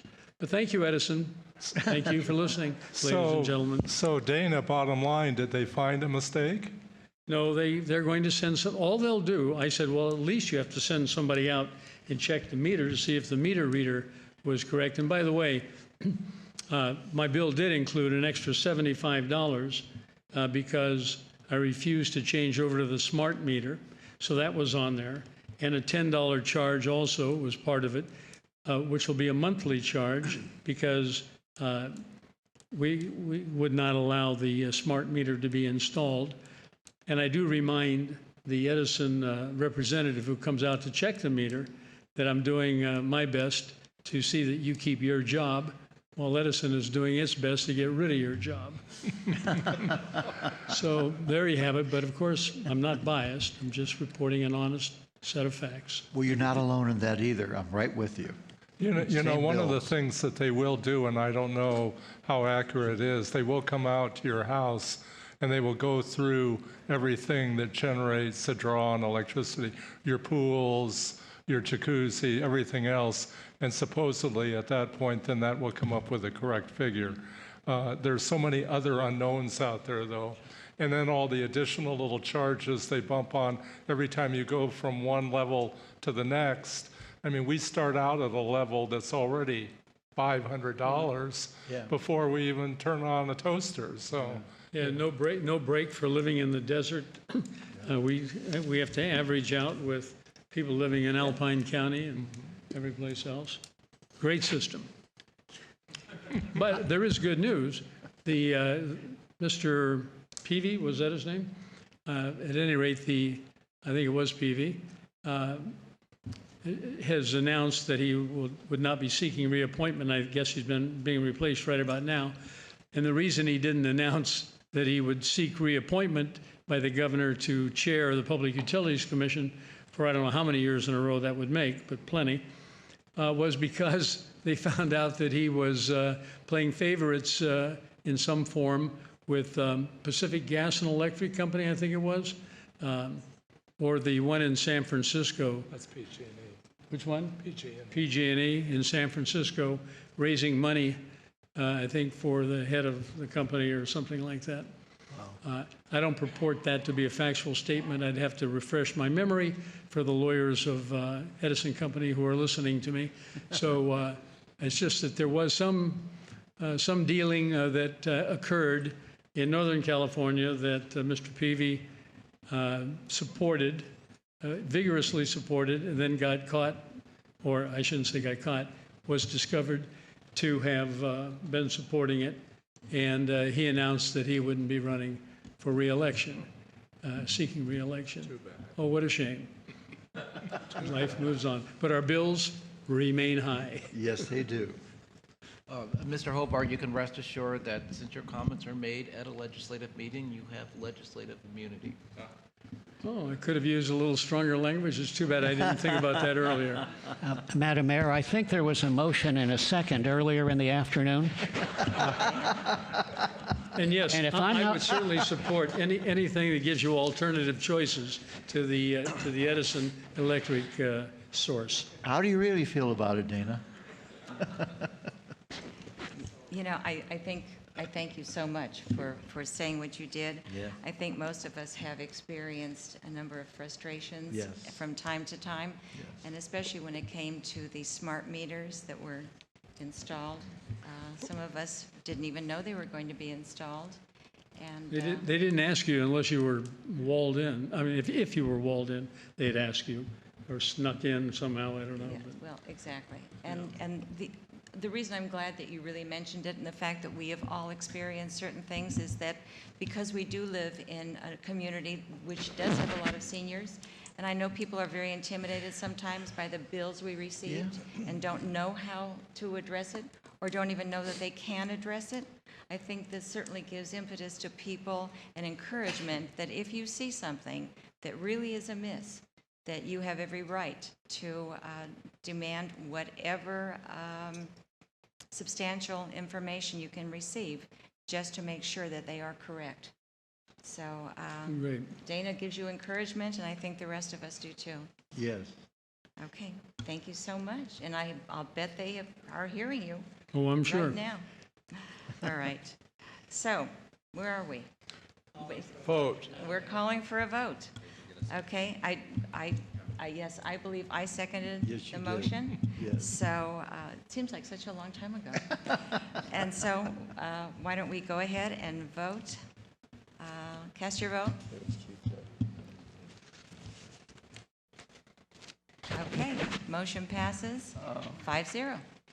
Thank you all so much. That was very interesting and very lively, very informative. All right, we're moving on now to item number 9. Let's say goodbye to our heroes. Goodbye to our heroes. All right. So now this is item number 9, and this is going to be presented by Joseph Carpenter. Yes, actually, Madam Mayor, Joseph has asked for this to be continued to a future meeting. He's Okay. got some work to do on the staff report. Okay, so we will continue this on to a future meeting and continue with item number 10, and this is going to be presented by our finance director, our very Isaiah informative again. Isaiah Hagerman. Thank you, Madam Mayor, members of the City Council. The item before you today is addressing you in your role as the successor agency to the former Rancho Mirage redevelopment agency. Every 6 months, the successor agency is required to submit for review of the Oversight Board and the California Department of Finance, referred to as DOF, this ROP schedule. The schedule outlines for a 6-month period what the expenses are going to be of the former RDA. On page 10-2, we highlight what's on the schedule. So with ROPS 1516A, which is attached to this resolution, which is what you're being asked to approve today, it covers the period of July 1st, 2015 through December 31st, 2015. And it includes approximately $30 million in projects that are to be funded with excess bond proceeds of the former RDA. Just shy of $10 million is estimated to be spent on those projects during this 6-month period. We did not add any new bond-funded projects to the ROPS, so all the ROPS carried forward from previous periods. The other standout item is this is the first repayment that we are going to see on our housing authority loans, and the repayment is estimated to be just above $3 million. And this loan repayment is pursuant to Health and Safety Code Section 34191.4. And basically that code section outlines 3 requirements that have to be met before you can repay the housing authority loans. The first requirement is that an agency must receive a finding of completion. The successor agency received its finding of completion on May 7th, 2013. The second requirement is that the Oversight Board approves the loan as an enforceable obligation and makes findings that the loans were for legitimate redevelopment purposes. Those findings were made by the Oversight Board on September 24th, 2013. And last, which is the biggest hurdle, is you have to show growth within the residual balance left over after all obligations have been paid, compared to your base year of 12-13. And calculation of that is attached in attachment B. And the residual balances, after everything is paid, there are amounts left over that get redistributed to the taxing agencies. We get to apply 50% of that growth from the base year to the repayment of these loans. And so that is what is making these loans be a longer term in nature, is we only get to capture 50% of the growth within that balance. And attached to the resolution as Exhibit B is our admin budget. And as the successor agency, we incur costs of winding down the former redevelopment agency. Some of the costs are hard costs, such as attorney fees, other professional services that we need to bring on for the successor agency. And then the other component is obviously city staff time. And so the schedule attached in Exhibit B is just our estimate of what the city staff time commitment is. And we are limited per the law what we can get for an admin reimbursement. So really the law dictates what you can get, and we're capped at a certain level. We don't recoup our costs totally for winding down this agency, but we get as much as we can per the law. And with that, that concludes my presentation, and I'm available for questions. Well, thank you very much. Any comments or questions? Dana? Isaiah, would you take a look at number 67? Somebody recently asked me about the Rancho Las Palmas Emergency Access Gate, and which one are you on? What? I'm on for item numbers The long sheet? 10-12. Yeah. Page 10-12, number 67 there, the Rancho Las Palmas Emergency Access Gate. I don't see any numbers associated with it. It says it's been retired, I guess that's why. But is that gate finished now? Yes, it is. And so for this period of July through December 2015, that project is already completed. So that's why it's not rolling forward into this time period. It's already been completed. Did they have to eliminate a house over there to do that? Bruce, can you answer that? No, the gate was completed. They didn't have to affect any properties, and they were reimbursed by the successor agency for 50% last July for their share, which is around, it was I think a little bit less than $30,000 was our share of the improvement. So they ended up getting the access gate between a couple of houses over there, and it comes out onto Clancy Lane. That's correct. It comes out into the location that Clancy Lane only approved. They said they could only access it at this point. Right, and that's east of the arm that comes up and down, correct. That's entering correct. Clancy Lane? Yes. Which is really Great. nice because then people can exit safely at a signal. Right, well, they've had problems there for years. Right. When it rained heavily. And so I hadn't heard anything about it, but I'm awfully glad to hear that we participated in that and that it was successfully concluded. Thank you. Any other comments from council? No more questions? Any comments or questions from the public? Seeing none, we'll close public comments. And if someone would like to make a motion? I will. I move that we adoption of resolution number 2015-SA, approving and adopting a recognized obligation payment schedule and administration budget for July 1st, 2015 through December 31st, 2015 for ROPS 15-16A pursuant to AB 26x1 and AB 1484. And that would include adopting the recognized obligation payment schedule of the administrative budget? Yes. Yes. Okay, all right. Do we have a second? Second? Okay. We have a motion and second. Please cast your vote. Okay. Motion carries 5-0. Thank you so much. And now we will move on to item number 11. And this is a policy for acceptance of naming contributions from our library. And this is going to be handled by our library director, David Bryant. Thank you, Mayor Smotrich, members of the Library Board, and how appropriate it is today to bring this staff report to you because it has to do with naming opportunities at our library through our Library Foundation. And here on Larry Nichols Day, congratulations to Larry as a major library donor along with his wife, Deanne. So it's just the timing of this seems particularly appropriate.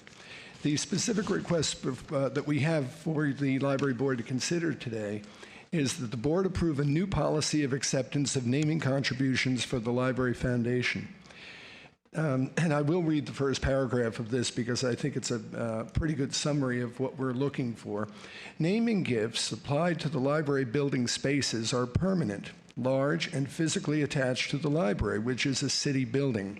For these and other reasons, the library director believes naming gift offers should be subject to the review and approval of the library board rather than the Library Foundation Board. It is in the best interests of the city and prospective donors that the library board establish appropriate policies surrounding these naming gift choices. To achieve that objective, Mayor Pro Tem Dana Hobart made a presentation of the proposed rules and policies set forth in this staff report to the Library Foundation Board at its January 6th 2015 meeting. Mayor Ira Smotrich and other members of the Foundation Board discussed these policies at length and gave their support to the following policy for acceptance of naming contributions. And I hope that you've all had a chance to take a look at these. What we're seeking is clarification for our donors, and I will say for myself as library director and whomever follows me in that position, so that when we have the initial dialogue with donors, who at that point are prospects, we can tell them that these policies are in place and this is the procedure that will be followed to make certain that a city building will have these naming opportunities available to them, but there will be follow-up by the library board, that is the city council. And I think that's important to our donors, and it's important for our library foundation to realize that that these larger gifts, these permanent naming opportunities, are within your hands and not the foundation board's hands. Thank you so much, David. Any questions or comments from council? Madam Mayor, just a comment in general. I think it's time that the city as a whole look at the whole issue of donations and naming. As I had a call a month or so ago from somebody that wanted to put their name on the dog park. And we've had people that have been willing to put their names on some of the new apparatus over at the park. So I think this is a great thing to approve for the library, but I think beyond that, we should look at the whole issue of gifting to the city and naming rights for the amphitheater for other areas. So, yeah, what kind of money range are we looking at for just what Richard was just talking about? Do we know? Well, the naming opportunities at the library begin at about $10,000, but for a space, that's under review right now. That is a room. The last round of naming opportunities that the library had date back 10 years or more, and that's why it seems also appropriate with inflation and frankly the significance of the library at this point to make sure that we're getting the price point, if you will, that aligns with the significance of the space. And I know that Mayor Pro Tem Hobart, I think, has feelings on this as to what spaces may or may not be available for naming, and I'm sure that discussion will continue with the Foundation Board into the future. Is there a timeline on any of these gifts for naming, like 10 years, we can take it down and sell it to somebody else? This staff report advocates to you, and these policies advocate for permanent naming, that is, in perpetuity, as long as the building shall be there. And I know we see our library with such pride, and all of you were here, certainly before I was, with the construction. But it's quite amazing. And in California, we see that that progression from a building of great use and great significance to perhaps 20 years from now, 30 years from now, maybe this city will be larger and require a bigger library. It's very hard to see that far ahead, but it could happen. The original library here was a huge success. And yet within less than 10 years, a planning committee was put in place to replace it. That we're in our 10th year now in our current building, but in perpetuity, I think, means the attachment to the physical building that is presently here as City of Rancho Mirage Public Library. Yeah. Richard, where would we be if somebody came and said, I want to have the dog park named after me? Would that come to us or who? I would think it would come to us. And where would the number? Well, you have to have $50,000 or. Well, it would be our decision to make. Yeah, that's we wanted to do it. I see. Okay. Yeah, so that's why you have to kind of sit down and develop a policy and determine those items which could have names on them or they're not large enough to do that. But I think we've got to establish some policy in the future. And I'm sure people that are watching this, when this question was raised, will think, well, how much would it cost? So you might be getting more phone calls. There you go. Absolutely. We're very fortunate. We have a lot of very generous people in our city and the Coachella Valley. And I know that people would like to create legacies for themselves and their family names. So it is something that we should consider in the future and perhaps come to a meeting of the minds. Okay, so are there any comments from the audience? Seeing none, we will close audience comments and go ahead with a motion if someone would like to make one. I move we approve the new policy of acceptance of naming contributions for the Library Foundation. Second. Okay, we have a motion and a second. Please cast your vote. Motion carries 5-0. Thank you so much. And now we are going to be going into closed session, so why don't we have Steve Quintanilla tell us about it? Steve, does Larry get to come into closed session with us since it's his day? This one time. His day. Larry, every day is Larry Day for me. Let me ask you this, even though it's not protocol, it's such an honorable day. Should Larry be invited into the closed session, or is that taboo? Does that go beyond? It's against the Brown Act, where we don't have to conduct any business during the period he's in there. I see. Well, maybe we should not do it then. We'll just leave it as it is, Larry. Why do we want him in closed session?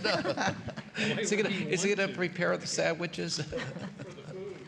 For the food. Larry, you had no idea this morning when you got up what you were in for today. And it's just been a pleasure for all of us to see your pleasure and your enjoyment, and certainly so well deserved. So. Can I ask one question? Additional staff holiday, including council holiday. Yeah. Thank you, Larry. We can take the day off. So Larry, you retired at 55. You just retired last year. Yeah. Yep. Wow.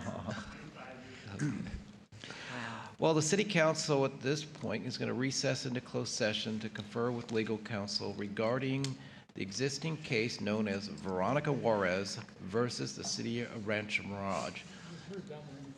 The council will also be conferring with its labor negotiator, me, pursuant to Government Code Section 54957.6, regarding the city clerk, board secretary, and city manager. Very good. That's it. I have one question.